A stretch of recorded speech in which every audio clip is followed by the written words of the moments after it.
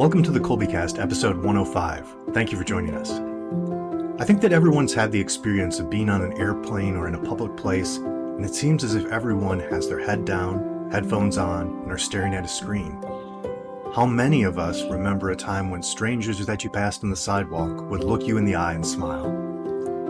Today we're joined by Kolbe mom and etiquette expert Rebecca Czarniecki, better known as Mrs. B from Tea with Mrs. B. Mrs. B shares with us how good manners help us to restore human dignity and bring some kindness and happiness into the world. She also describes how teaching manners in her tea room in Falls Church, Virginia is far from a dull affair. We hope that you'll enjoy the show.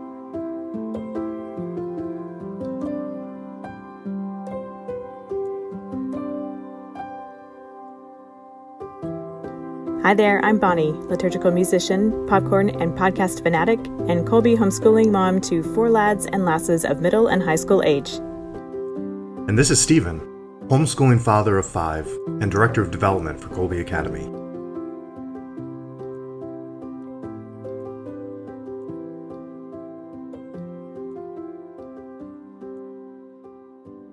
We are all too familiar with the stereotype of homeschoolers being socially awkward, but time and again that is soundly disproven.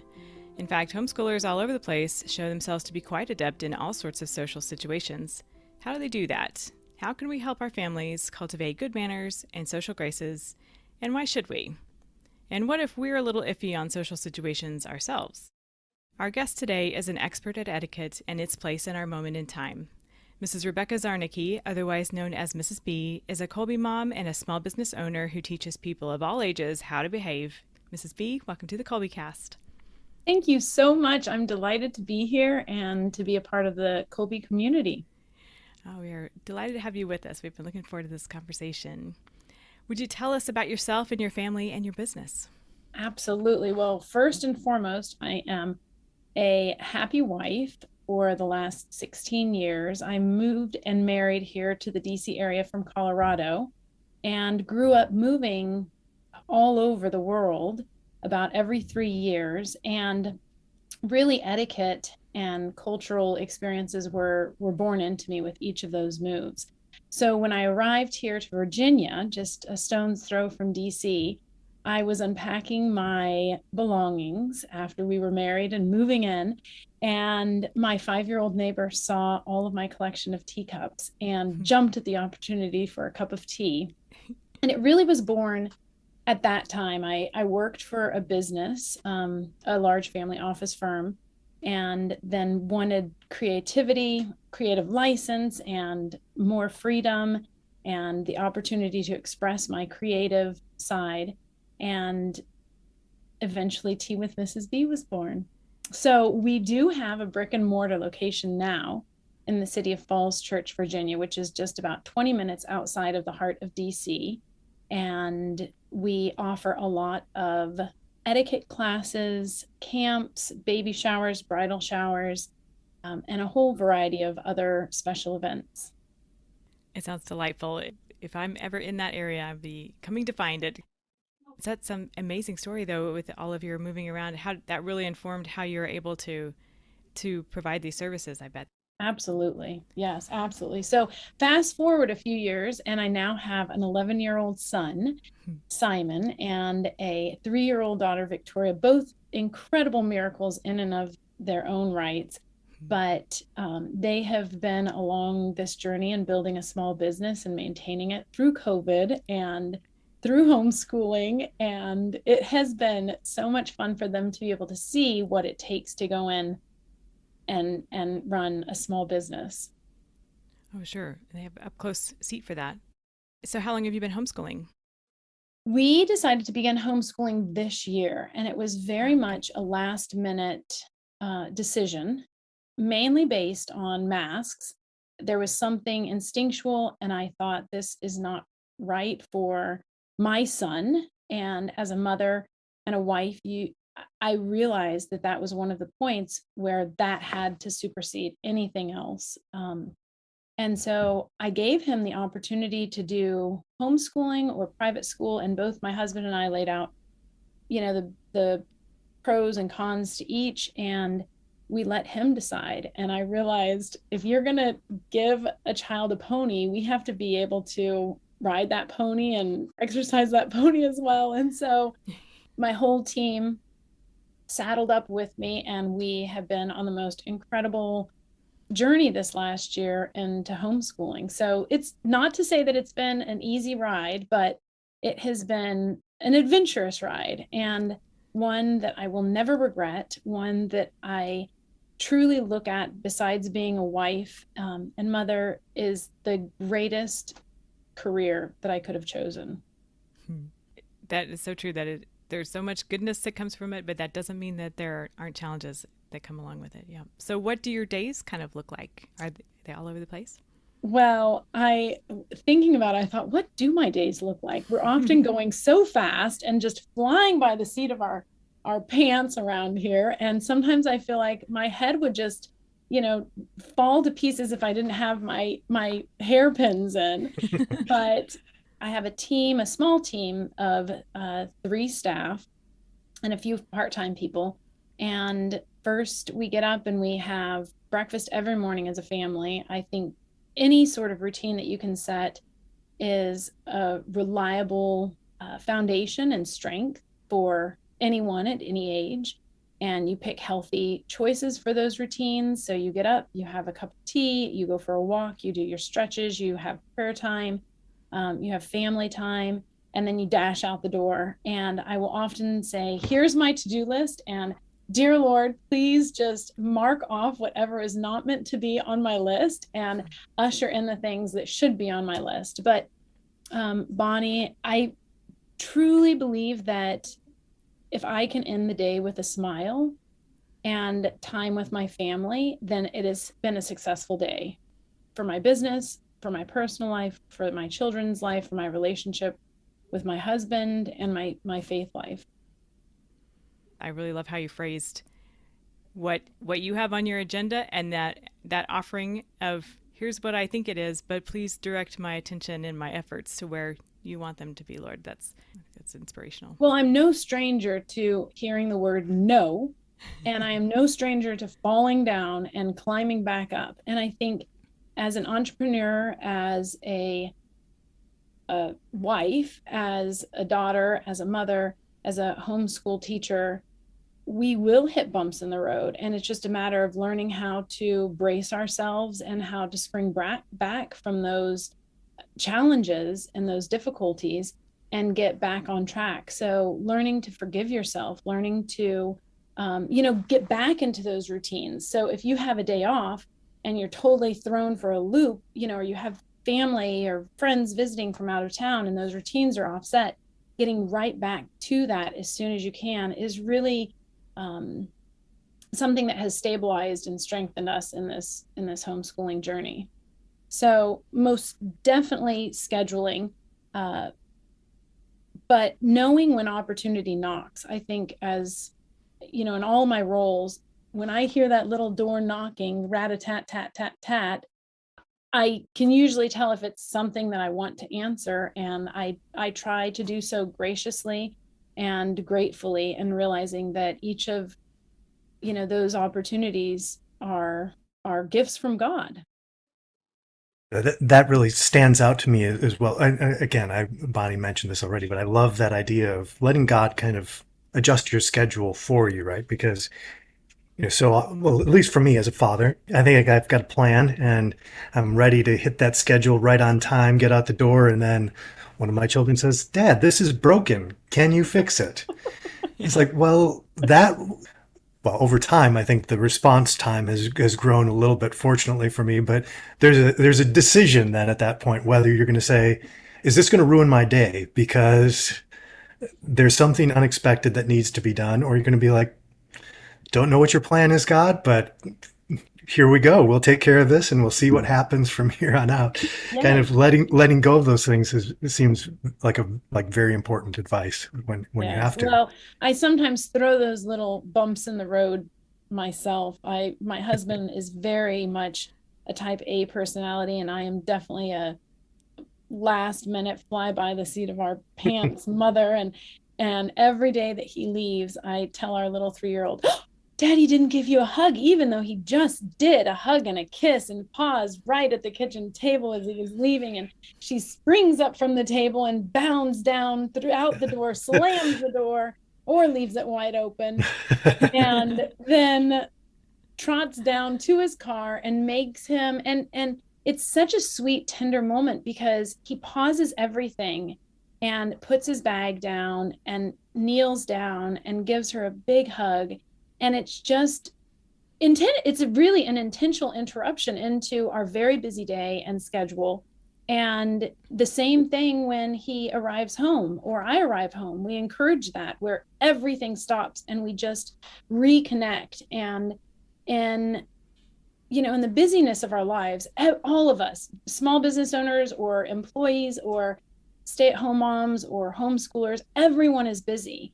And unless you allow yourself those opportunities to just laugh and to just delight in these little silly nothings, we lose sight of the point of our days and the purpose of it.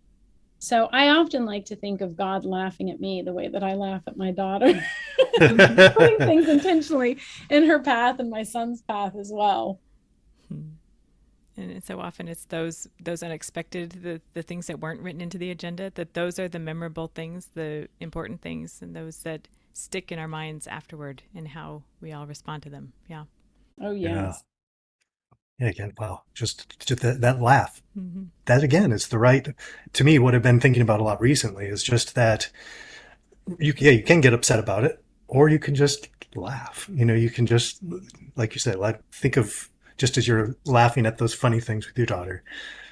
Yes. And we even at the tea room practice our smiles. We have a smile number 1, a smile number 2, and a smile number 3, appropriate for many different occasions in life, but also practicing your laugh. And what does your laugh sound like? I had a dear friend in college who had the most heinous laugh.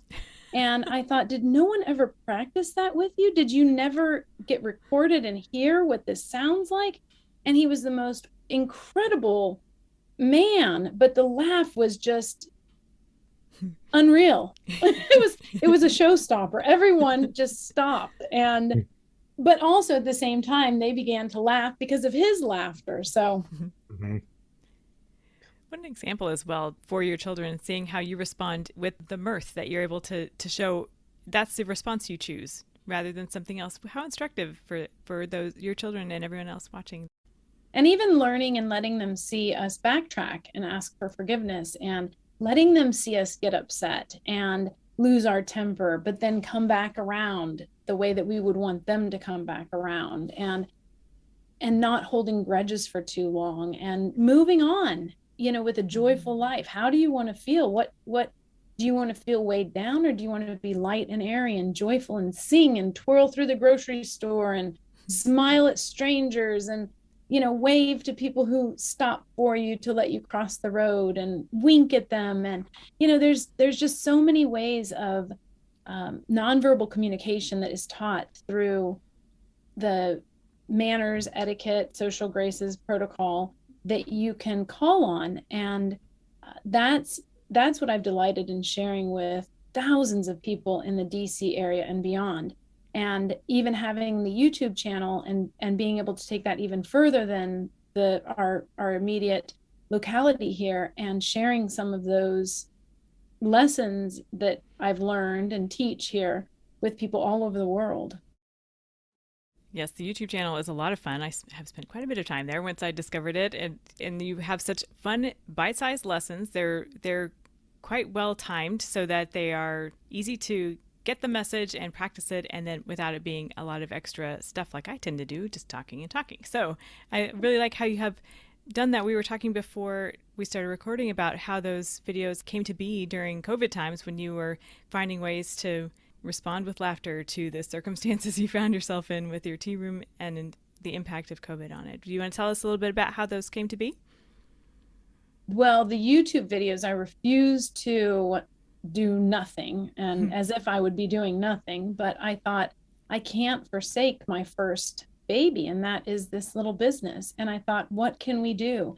So we pivoted and we offered tea party to go boxes. We offered the small group tea parties at the tea room. So we have a refurbished warehouse in a business district in the city of Falls Church. Very fun old area, and I love the juxtaposition of that space because it's a warehouse, and so you walk up to it and there's a bike shop across the street, and there's a design build company next door, and a Krav Maga self-defense class a few doors down, garage doors down, and then a sign company next door to us. And so often I'll hear people say, are we in the right place? And then when they open the door, they see these luscious walls filled with plates and trinkets from every which corner of the world, and they just gasp for air at and delight in all of their senses being stirred up with the beautiful candles burning and the music and the textures and the old feel of what houses used to be filled with. And it's just wonderful because I relay that to manners, and you don't always get what you think you're going to. I've met homeless people with the most divine approach and interaction, and I have met some of the wealthiest people who are just devoid of common courtesies. But I think once someone feels what it is like to receive a thoughtful interaction and a meaningful interaction, they yearn for it themselves, and that starts the ball rolling. And a good exchange of manners and thoughtful interactions. One of your videos, there was a line at the end. I'm probably going to botch it. It was along the lines of, good manners are a gift we give to others. And it seems like that speaks to what you're saying, that how when we present those to them, give them the gift of honoring their dignity, that they are inspired to respond in kind. Absolutely. It's like a smile. I ask the children, now, after we've practiced our smiles, is it okay to smile at a stranger? And many of them will often say, no. And some will even pipe up and whisper, stranger danger. Oh. And I say, now, wait a second. We were all just strangers a minute ago. But can you kiss a stranger? And then they scream, no, no. And then I ask them, is it okay to smile at a stranger? And they all realize, well, actually, yes, that is okay.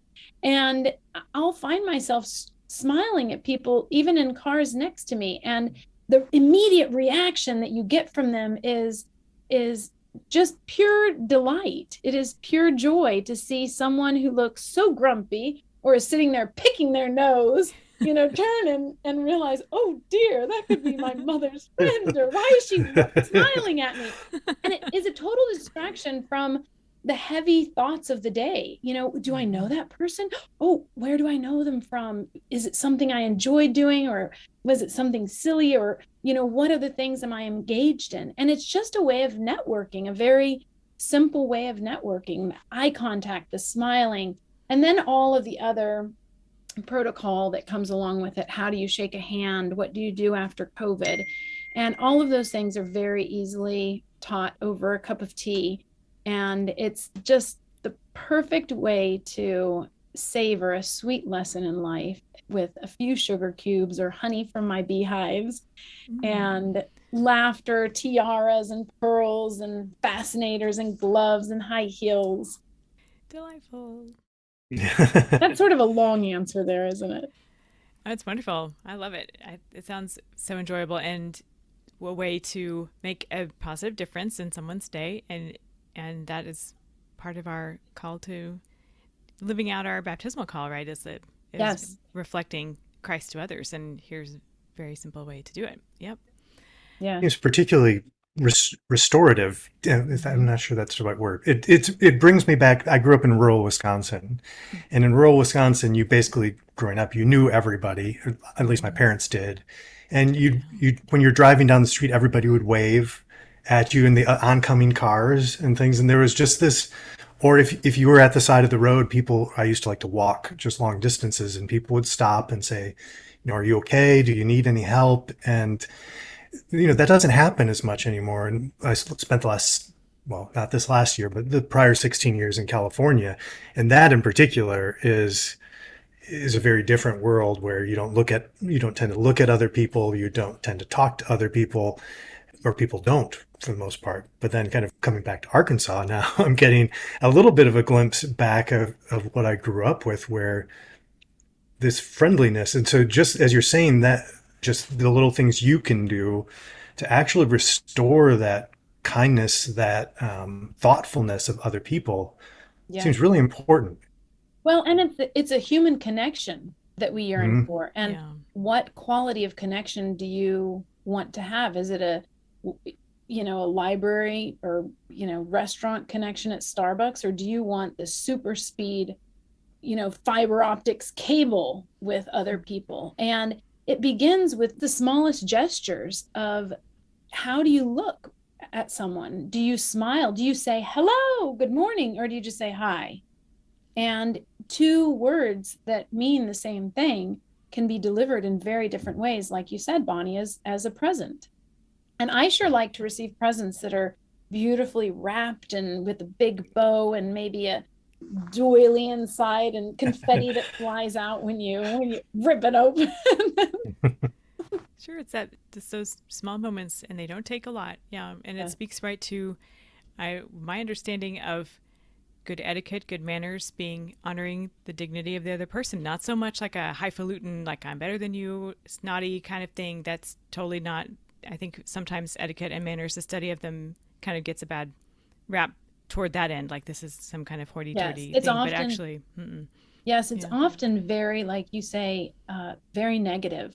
And I've thought that over the last 16 years, building this business is it's not a cotillion class. It's a way to polish your jewels. It's like getting dirty and gardening, and your beautiful jewels have dirt and grime and grease and lotion on them. And how do you polish those up? Well, you brush them and you think about these things and you practice it a little bit and you figure out what's comfortable for you. And the more you do, the more you want to do, because really it is a gift that you give someone else, but it is a currency that you yourself are investing in. And when you do that, people treat you differently. You see yourself differently. You feel differently. It's an internal development that happens. And it can happen from the ripe age of 2 years old, even, 6 months old. And even as old as 99 and 100, we have hosted so many, the age range of tea party and etiquette attendees is just magnificent, because it reminds me that no one is perfect, and there have existed since the dawn of creation rules for how to live and behave, and the most supreme are the 10 commandments, and everything sort of trickles down from that. So it's always existed, but the method in which we teach, the method in which we approach learning it is can be creative, and it can be fun, and it can be positive. So I am definitely of the mind that when we're teaching these lessons to small children, young children, make it positive, highlight the good in what they've done and how they've done it, and try not to dwell on what's going wrong. And the same could be said for homeschooling. yeah, right, right. Right. That's so true. And in homeschooling, we have this comes up from time to time, how we have the opportunity by spending a lot more time together throughout the day. We see all the ups and downs of how life goes with just with everyone around. And we have the opportunity to see each other at our best, and not just when we're tired from the day, and experience more of that together. I wanted to ask you though, what would you tell other parents running their own businesses when discerning if transitioning to home education would be a good move for them? So I think it can be done under any circumstance. I think that when we jumped into this arena, it was very last minute. It was a week before school started, and we made this executive decision, and then it was just try to catch all the loose ends and put them together and weave something that was doable. And so Sure. the first step was finding a support system. And that starts within your own business and your own company, and knowing who you can rely on, communicating with them what you're doing and what you're thinking, and let them be a part of your journey, and asking for the grace, down the road that you will have to receive in order to do this fully and completely. And it just will, things will get left undone and things will be delayed. But like a good friend always says, is everyone dies with a to-do list. No one ever gets that list done. And so just realizing that, making that routine and trying to carve out the time and set priorities and get the things done that you need to for work is very important. So having a good team. But then what I love about Kolbe is it was the frame for the education that I was providing to Simon. And it gave me the outline, it gave me the amounts that I needed to read each day, it gave me the books. And from there, we were able to spring and jump into the other areas that piqued our interest. So anyone that is considering homeschooling, I think it is the best decision I ever made.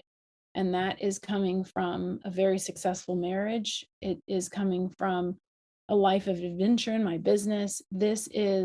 I will never regret even the ups and downs, of doing this, and the frustration and learning to sacrifice, and the fear, facing the fear of thinking that I'm not doing enough, or is my child falling behind, or are we having too much fun, or am I being too strict? And just realizing, yes, you will sway, but when you are centered in a life of faith and devotion, it's so easy to come back to center and to not be blown off course and to feel defeated.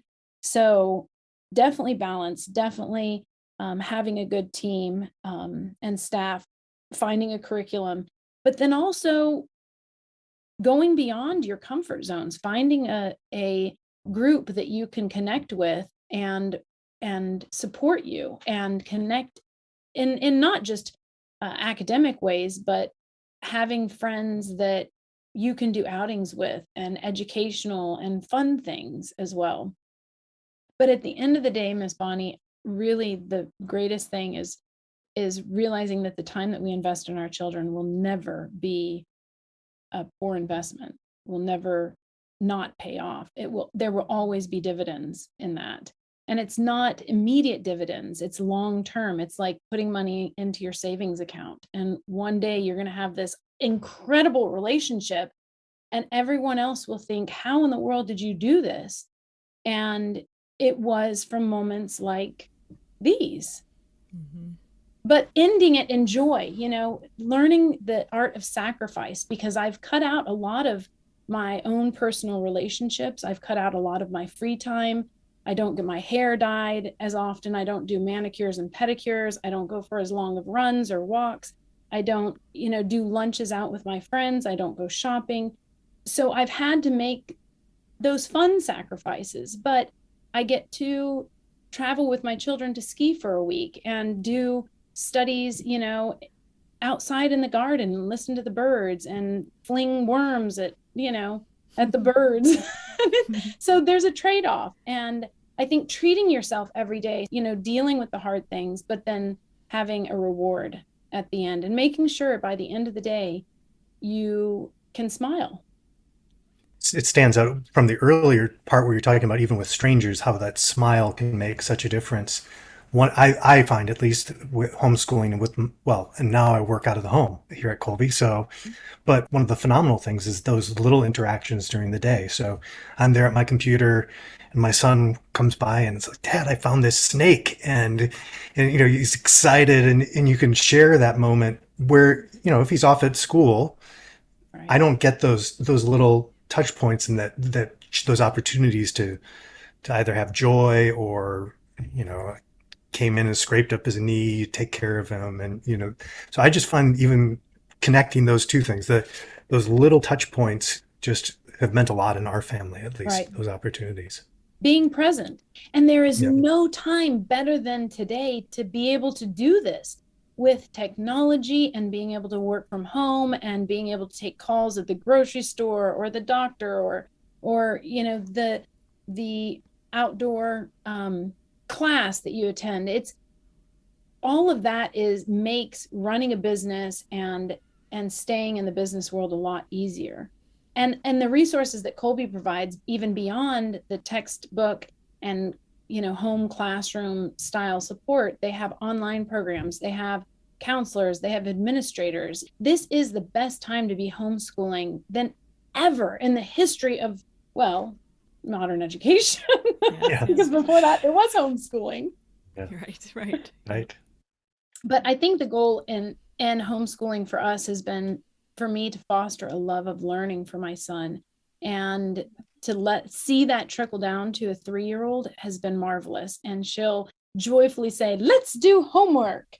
And I just don't know any other children who look forward to working and learning. And that, I think, is the greatest joy that I've reaped from this year, because no matter what challenges he needs to deal with, he will be able to open a dictionary and look up something online and ask questions to people and figure out who's good at what and connect dots, which is really a love of learning and learning to learn on his own, not waiting for someone else to spoon feed him whatever they think and whatever they believe and whatever they have learned. It's a way for a truly classical education and a truly free education.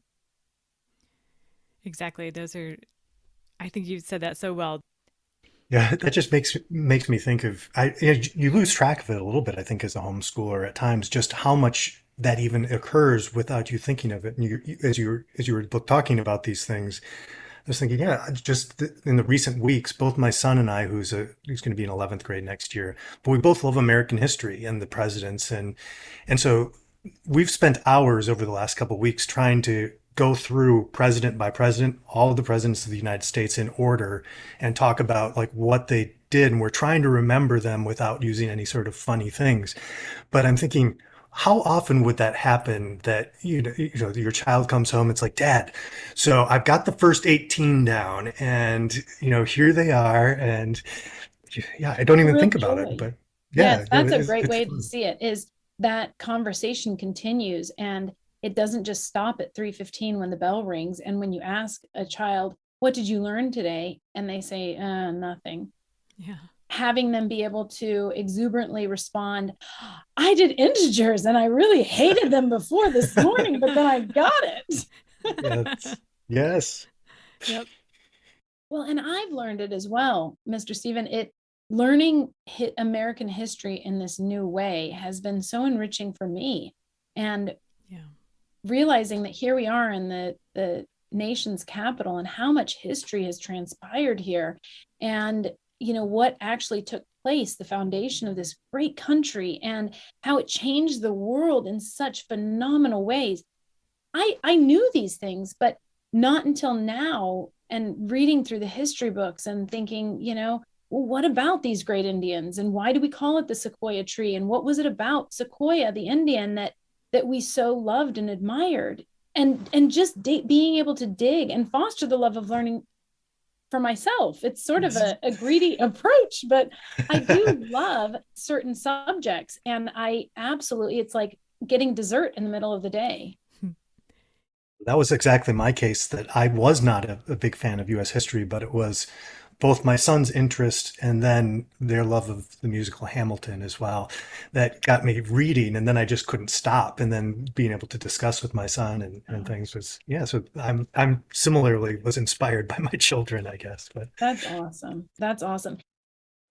I'm really inspired by so much of what you said, and about that love of learning. How do you then take that, as you've been working with your son through his homeschool courses, how do you then take that out into the world and share the joy with others?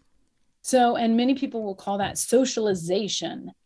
How does that fit into your day? Well, we are out and about left and right. And if you're not part of a club, unfortunately, we did not get into a club.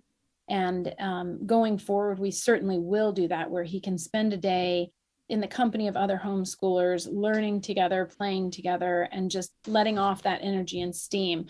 But it is with every single person that crosses your path. So if we go to the post office, they say goodbye with me. They say hello. If we're on a bike ride, they wave and they smile. If we cross the road, you turn to look at the car and you wave to them. And sometimes if it's a really busy street, you blow a kiss at them and then you giggle and laugh. But the socialization comes not just at social gatherings and planned events. It happens anytime you interact with someone else. And that's the art of the manners that we teach at the tea room, is that these are not just for formal occasions. These are for everyday occasions. And that is a great little blip out of the storybook that we just published. Yes. And my mom illustrated. Oh, wow. But it is. Manners are not just for special occasions, and they're not just to be pulled out when you want to show off. They are to make you feel good, to make you feel rich, to make you feel respected and revered and honored. Yes, I was hoping we would get to this about the place and necessity that social graces and manners and etiquette have for us as Catholics and for everyone. You've spoken to that so much already, and cultivating them from a young age. As our kids grow up into adolescence and young adulthood, do you find your approach changes a bit? Well, I have found that stretching ourselves beyond our comfort zone is really a good exercise. And so on some of the busiest days of the week, I will make and plan to make more food than what we actually need. And I'll invite a neighbor family to join us for dinner. And it's such a grateful invitation by the other families and mothers that are, get a day off of cooking. Oh, yeah. And I love tea parties because it's not a formal meal. So it's not a 2-hour production. It's hey, come join us for, 30 minutes of history or math, or just pop by in the afternoon and join us for tea and cake. And everyone, boys, girls, grandmas, grandpas, toddlers, everyone loves a sweet cake and a nice cup of tea or coffee. So I found that with the business, with homeschooling, tea has really been a beautiful segue into nurturing relationships and the art of social graces and manners and etiquette. And it's a good lesson for everybody, adults included, to take that moment to just slow down for just a minute. Yeah. Mm-hmm. Yeah. Okay. What about parents who might be uncomfortable in social situations, maybe at least hosting them, fully recognizing their importance of being a part of community and even hosting events, or informal to formal, however it is, for those who are less comfortable doing that? What do you have to say to such folks? I say just find where you are comfortable and grow where you're planted. Whatever your God-given gift is, share that with the world and go in that direction. Mine was entertaining and being an 11 o'clock scholar and tap dancing across the stage and twirling and making things fancy and fun. My son's is not so much that way. He's very much an introvert, but he loves to serve tea to my friends and I if they come over, or topping off our glass of Prosecco, and hosting, learning to host and kind of be behind the scenes, or ushering someone out with an umbrella if it's raining. And oftentimes encouraged by me, but not verbally. I have and teach a lot of secret clues at the tea room. So instead of, chewing with your mouth open, it's to pinch your little fingers to make them squeeze together to look like a mouth that's closed. And it's just a simple reminder, chew with your mouth closed. If you need to say thank you, it's doing the sign language from your chin down and giving them a wink or and then doing that signal, and then that cues them for that engagement, and it doesn't still their thunder. So happily going along and engaging others in these social situations, but also realizing, what do you enjoy, and just go do that. Sure, because the joy of that brings it's motivation for you, and it helps draw others in. It's attractive to other people to see. Yes, it makes you very, very comfortable. There's an element of comfort. And when you're comfortable in a situation, you're going to be able to graduate to the next level and enjoy those situations socially. Sure. What have we not gotten to that you'd like to talk about? One of the main takeaways that I've learned in homeschooling and having a business is that we're never too young to start learning. We're never too young to learn manners and to practice kindness. All of this is about a perspective and an awareness of what's going on around us, being able to anticipate and engage and thereafter enjoy whatever situation we find ourselves in. So there have been rules for ages, but really it comes down to treating others the way that you want to be treated and savoring the time that we have with those around us, because there's no guarantees for tomorrow. It is really about the present moment.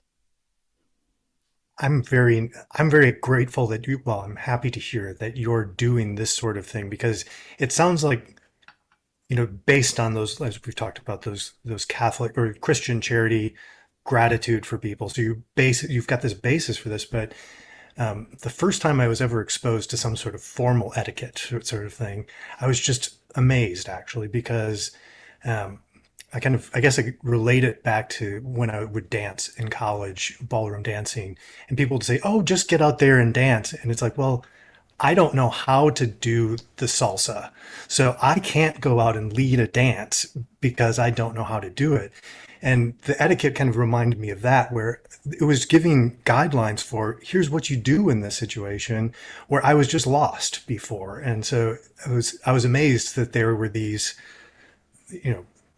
rules kind of, but more just here, if you know this, then you can act naturally and not make it up and feel confused and self-conscious or whatever in a situation. So, but the way you do it just sounds like it's a party with learning manners too, which isn't sounds it more Mary fun. Poppins who says that a spoonful of sugar helps the medicine go down? Yes. Sounds like more than a spoonful of sugar, though. Yeah, sometimes we get 2 or 3 spoonfuls, but it's great because sugar sinks to the bottom of the cup, and oftentimes they don't realize that they need to stir it up to get it totally sweet. Doesn't get quite as much. That's funny. The rules of etiquette seem like the outline we use to record this episode. Like, it gives us something. We know what to expect in a general sense. We kind of all have an idea of what's going on, so we can kind of enter in more fully to the conversation or whatever gathering is happening. Well, it's much like that for the Mass for me. When I go to Mass, when I was a child, I didn't understand why we genuflected in front of the cross and why we knelt for parts of the Mass and why we stood. And as I've grown older and I've learned more about those traditions and those protocols, I've been able to understand the Mass more and to appreciate what's being said and what's being done. And knowledge is key. The more you know, the more you can learn, the more you can share, the more you can do, the more interested and interesting you are. So I think just the fact that we are aware to some of these little nuances to life, it changes the level of and quality of life that we lead. Mm-hmm.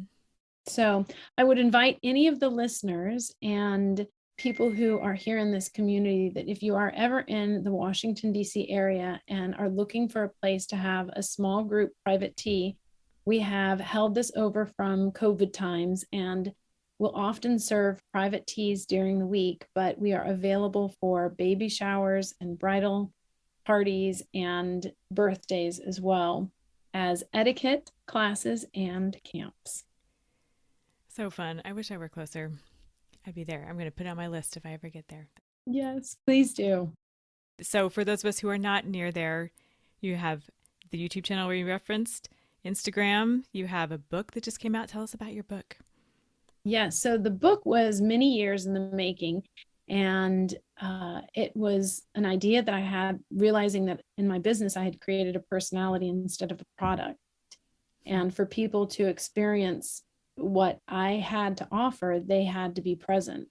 And so I thought a book was the perfect way, and went to work finding illustrators and searching high and low and writing and editing. And fast forward 8 years, my mother turned out to be the perfect illustrator. She is like a mystery artist, but it's just so whimsical and a style all in of her own. But it's pictures from the tea room that we had taken, and she illustrated. And it's just some of the basic foundation of manners. How do you say hello, and how do you look someone in the eye, and what do you do when you meet someone new, and the little basic lessons that really are a very good delight for anyone reading the story to a child to think about themselves. So it makes for a great coffee table book, and anyone who loves tea, it's a wonderful package that we can send out to anyone, anywhere. Sounds fantastic. Thank you so much. Well, I sure appreciate being a part of this community, and I am just thrilled to continue the journey and to call myself a homeschooling family. Well, we're so glad you're among us, and we really appreciate you coming to talk to us today and sharing of yourself and the way you have put your gifts in service to your community and the Kolbe community as well. Thank you so much, Mrs. B. Yes. My pleasure. Subscribe to the Kolbecast on your favorite podcast app so that you don't miss an episode. And let us know how we're doing by leaving a rating or a review. And as always, feel free to email us at podcast@kolbe.org. Mary our Mother, pray for us. St. Maximilian Kolbe, pray for us. Ad Maiorem Dei Gloriam.